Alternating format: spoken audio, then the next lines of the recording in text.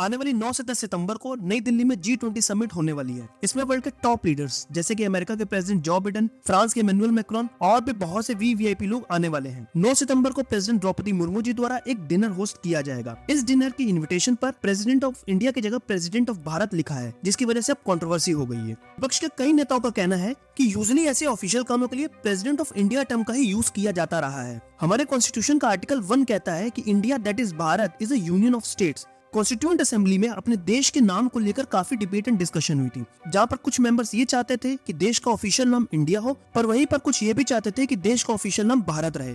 But at last दोनों का नाम लिया गया और आर्टिकल 1 में इंडिया दैट इज भारत रखा गया।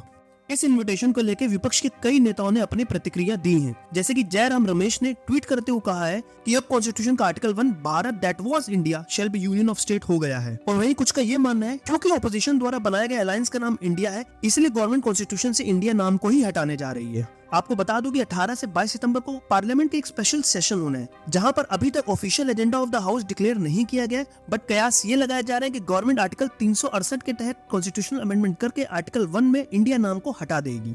ऐसा नहीं है कि हमारे देश के ऑफिशियल नाम से इंडिया को हटाने की मांग पहले ना की गई हो। ऐसी एक पीएल दाखिल की गई थी सुप्रीम कोर्ट में, जहां पर यह मांग की गई थी कि कॉन्स्टिट्यूशन के आर्टिकल 1 में सिर्फ भारत को रखा जाए और इंडिया को हटा दिया जाए। सुप्रीम कोर्ट ने इस पीएल को डिसमिस करते हुए कहा था कि आर्टिकल 1 में इंडिया को ऑलरेडी भारत बोला गया है।